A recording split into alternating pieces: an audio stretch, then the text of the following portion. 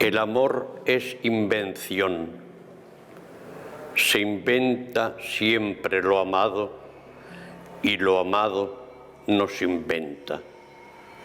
Solo el dolor en amor no es invención.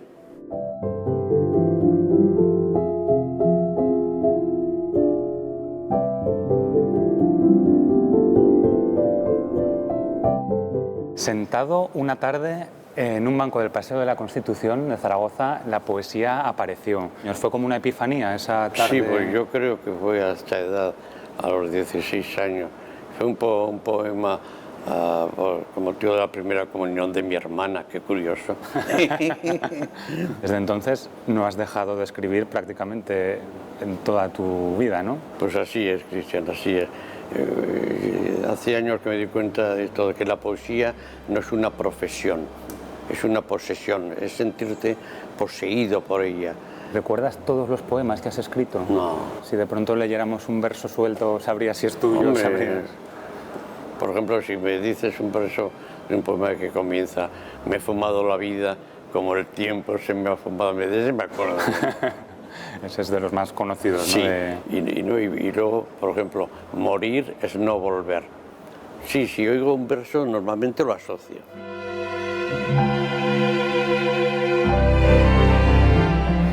Ángel, acabas de publicar en Olifante Los deslumbramientos, seguido de recapitulaciones. Han sido 6 años de intenso trabajo. Yo imagino que ahondas en la línea del existencialismo, ¿no? Que es como se ha calificado a tu poesía. Exacto, sí. Pues existir es la tarea fundamental que nos ha tocado en este mundo. Y además de existir, ser. Entonces, a mí me apasiona una pequeña batalla en estos tiempos, que es la trascendencia contra la banalidad. Porque no sé, tengo la sensación de que esa percepción nos tomamos la vida tal vez demasiado en broma, lo cual está bien, ¿no? Y hacer muchas risas es fabuloso, pero que la vida va en serio uno lo empieza a comprender más tarde, decía Gil de Viedma, y esto. Recuerdo una nota en Facebook de un señor hace un par de meses, por determinadas críticas que han ido saliendo, y escribí un comentario que me hacía mucha gracia. Decía: este señor es un triste, es un triste. Y yo, si me conociera realmente, claro, con lo bromista que soy y el cachondeo que vivo, sí. Pero eso es una cosa, y otra cosa ya a nivel obra, pensamientos, sentimientos, deseos, eso ya es más serio.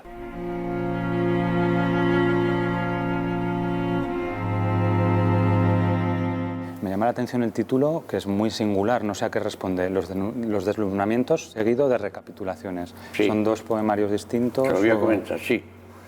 Iban a ser 2 poemarios distintos.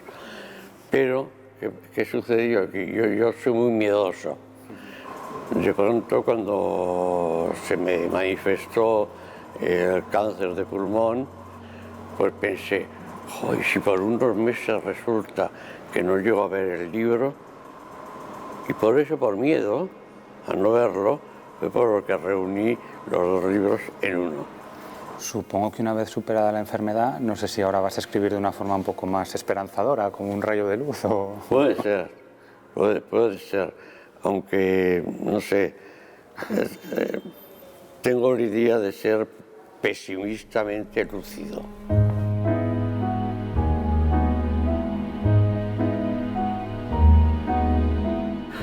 De niño, yo veía en Zaragoza rinocerontes con cabeza de hombre, hombres con cabeza de pistola, hombres con cabeza de falo, hombres con cabeza de copón, hombres con cabeza de marzano, con cabeza de buey, de jíbaro, hombres cabezones, cabezudos, hombres con la cabeza en los pies, ovejas con cabeza de mujer, mujeres con cabeza de cuna, mujeres con cabeza de cierva, mujeres con cabeza de fogón, mujeres con cabeza de basílica, con cabeza de virgen, de holocausto, mujeres con cabeza de piedad, mujeres con la cabeza entre las manos. Manadas de mujeres y de hombres con cabeza sin ojos, boca, orejas, nariz. Hombres y mujeres sin cabeza y cabezas rodando por las calles. Me llama la atención también, Ángel, que en la parte de recapitulaciones es un poquito imperativa, ¿no? Porque todos los versos empiezan como con un pregúntate, rememora, piensa, como que estás como interfiriendo al lector. Sí, y es curioso este tema, porque en realidad parece que hablo al lector, posible, ¿no? Pero me lo estoy diciendo todo a mí. O sea, es como un monólogo interior que se exterioriza. Luego hay una característica que estudió muy bien Manuel Alvar, que es una característica del ser didáctico aragonés. El aragonés es muy didáctico moral en la literatura y ese dato lo he recuperado, esa cuestión la he recuperado e incluso creo que la he desarrollado. Me gusta ser, y luego aparte haber dado tantos años clases, que te deja ahí. Porque hemos dicho que empezaste a estudiar medicina, pero luego sí que ejerciste la carrera de docente, ¿no? Sí, de profesor me interesaba más el Pirineo. Los chavales, su alegría, su moda, su argot. Estoy pensando, por ejemplo, que has colaborado también con raperos zaragozanos como Sharif o como Rafa Lechovsky. Que son unos monstruos, son extraordinarios. Sí. Bueno, colaborar, he aprendido de ellos, Me interesa mucho el hip hop, me interesa mucho, porque aparte de que hay rimas muy bien hechas, se lo toman muy en serio, son letras comprometidas, de gran actualidad, me interesa mucho.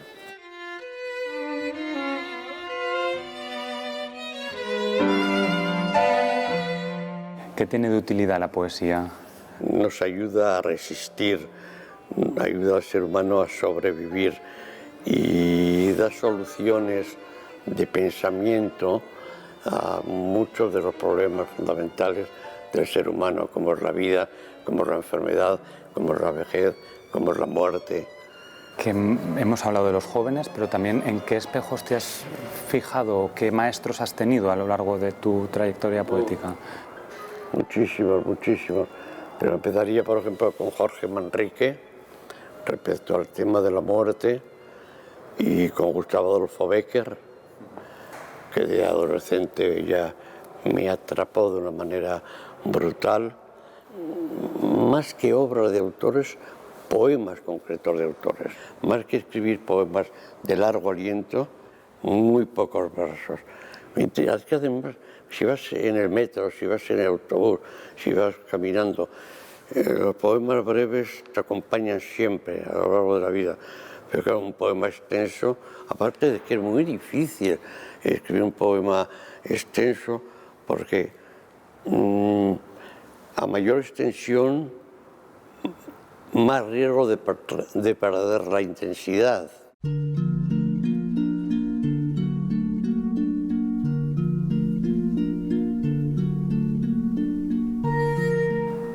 ¿Qué es lo que sientes cuando hay un verso o dos o tres dentro de un poema que te remueven por dentro? ¿Es un momento mágico? Es un momento de alarma. Un poema es un sobresalto. Es importante, creo, no ponerse a escribir, sino esperar que el poema te escriba a ti.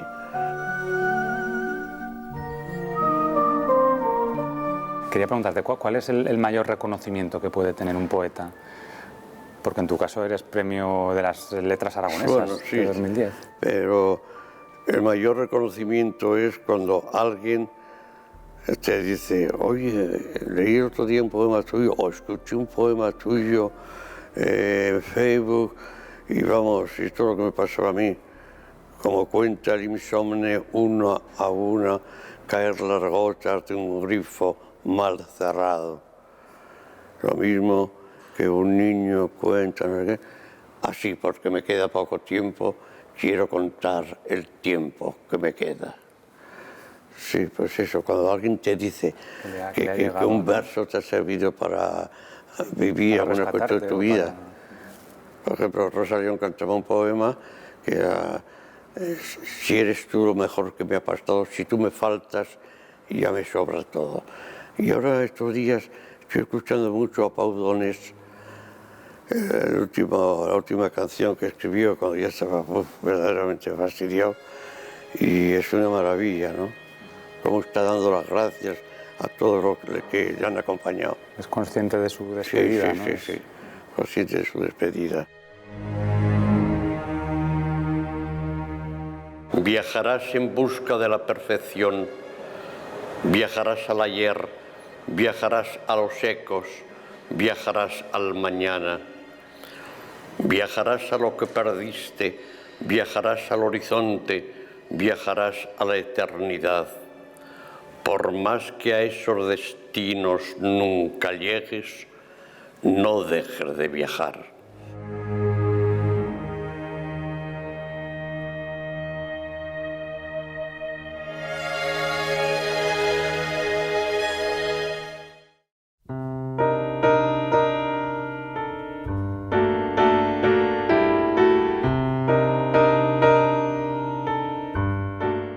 Madre Safo de todos los poemas, quítame de este fondo el agua dura. Ven a mi Lesbos, óyeme hoy, y jura que darás a mis versos más estemas. Líbrame de las olas de estas yemas si sangran, y pon comas de sutura, para paliarme el golpe a tanta altura, si acaso se suicidan mis fonemas. Safo, ven hoy y escucha mi plegaria, acércate y alumbra mi horizonte. Madre, ven a ayudarme con el aria, rocíame la alcoba de armonía y llévame con vuelta al Aqueronte, a ser del loto fiel melancolía.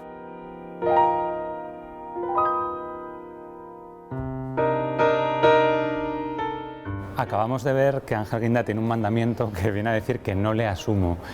Y eso es exactamente lo más alejado de la obra de Celia Carrasco Gil, que hace su debut literario aquí también en Olifante, con este poemario titulado Entre temporal y frente. Creo que los dos conectáis muy bien porque tenéis una misma visión de la poesía, una poesía trascendente, sobria. ¿Os gustan los poemas del uno del otro? Sí. Me gustan más los de Celia. ¿Los suyos que los tuyos propios? Sí. A mí las recapitulaciones de Ángel Guinda me han encantado porque, bueno, yo me las he tomado como cartas a un joven poeta de Ángel Guinda. Entonces, en vez de Rilke, muy bien. Sí, entonces sí, porque empecé a leer y decía, pregúntate por la grandeza de lo insignificante. Y yo creo, pues sí, que la poesía va mucho de eso, de centrar la emoción en lo esencial de las pequeñas cosas. Lo que también tiene mucho trabajo, aunque solo sean 4 palabras, es el título de tu poemario, Entre temporal y frente. Pienso que la poesía es centrar la emoción en lo esencial, entonces quería decir mucho en poco espacio y que el título de alguna manera tuviera toda la obra dentro. Entonces, aparte del preludio y de la coda, la obra está dividida en 6 partes, que serían como 6 movimientos de esa obra musical, y entonces están vertebrados sobre la polisemia triple y cruzada de las palabras temporal y frente, de forma que a cada una le he dado un sentido, bueno, cada una tiene, pero a cada una le he buscado el sentido meteorológico, luego el anatómico y luego el bélico, de tal forma que es como un recorrido desde el dolor hasta la poesía, y entonces parte del impulso meteorológico, que por ejemplo en temporal es una tormenta y en frente es frente del noroeste, que es el cierzo.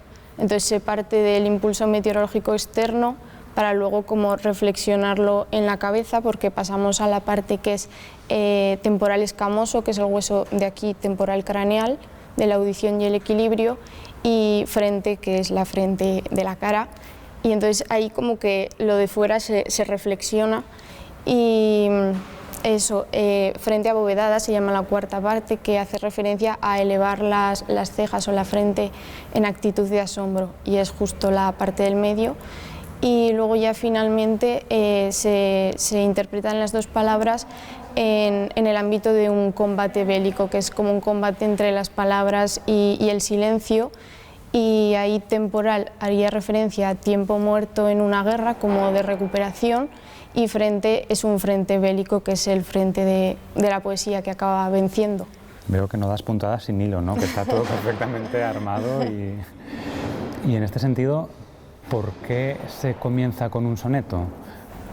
Bueno, yo creo que el soneto es muy importante porque pues para escribir poesía en verso libre, en verso blanco, creo que es necesario haber probado primero los metros clásicos y sobre todo el soneto y el endecasílabo creo que tienen muchísima importancia pues, a lo largo de toda la historia de la poesía, pero también en la poesía contemporánea.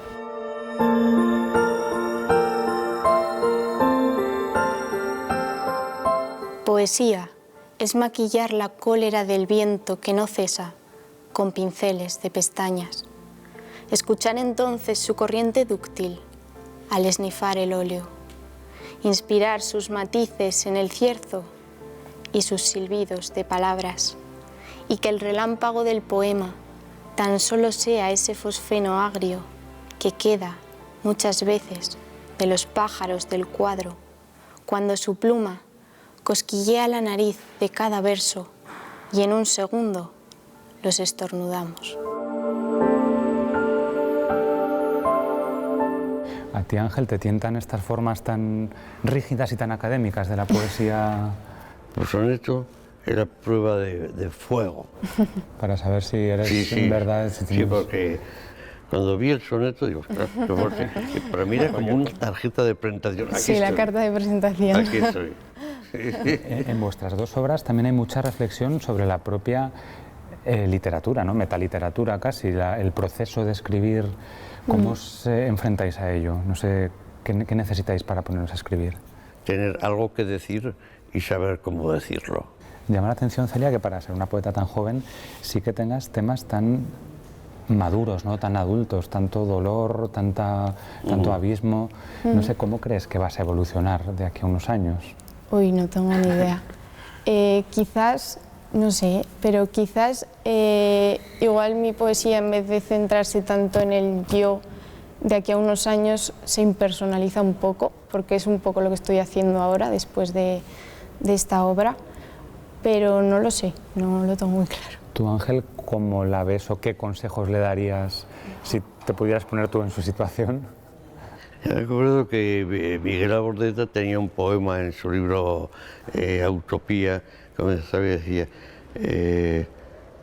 escucha, joven poeta inadvertido, escribe para todos, es decir, para nadie. Del pueblo viene y el pueblo esto, etcétera, etcétera. Y, por ejemplo, Miguel decía que escribía para sí mismo. No es mi caso, porque me parecería excesivamente narcisista. Yo creo que escribimos también para los demás, para compartir con los demás, para dialogar con el mundo, para estar menos solos, porque el poeta es un solitario que lleva la tenia o solitaria dentro del corazón. Y entonces, en ese sentido, tú cuando encuentras un poema que te conmueve, que te remueve por dentro, ¿te sientes más acompañado? Cuando lees a un autor que te gusta, que dices, mira, pues está sintiendo lo mismo que yo. A mí la poesía me ha salvado muchas veces acompañándome. Yo creo que sí, es como un acto de entendimiento.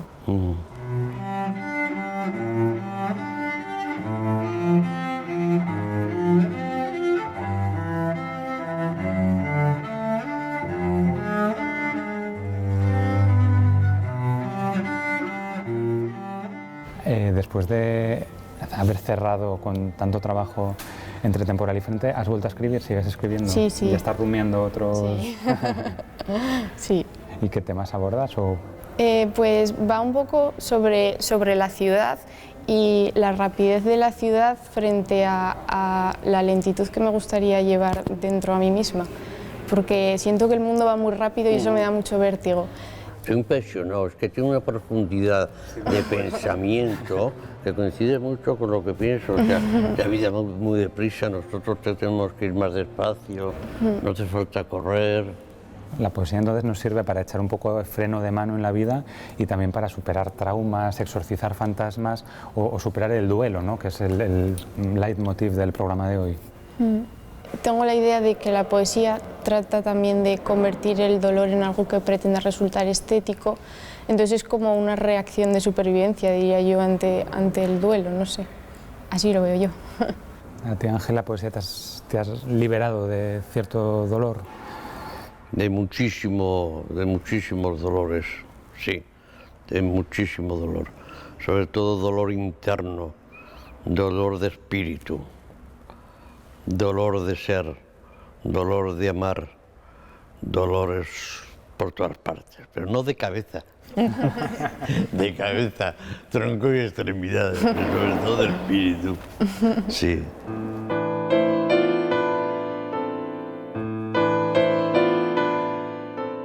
El verdinegro siempre me ha sobrecogido, deseos sin rumiar, sin madurar, la reconquista de las malas hierbas.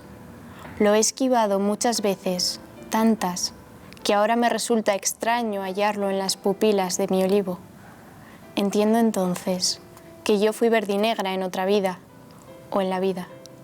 Los charcos me revelan que el negro se dilata y fagocita el retoñar en el verdor de cada cara conocida.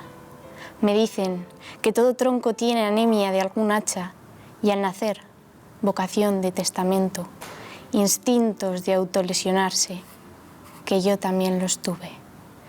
Me lo repite la noche mientras contemplo cómo el tiempo hace que los cadáveres se ahorquen en la soga de las ramas. Los ojos verdinegros de este árbol me estremecen. Están cerrados y no pueden vislumbrar bubones en pueriles aceitunas. Lo negro en el futuro de la oliva, mientras los versos en las ramas, sosegados y verdes como niños, solo duermen soñando con la vida.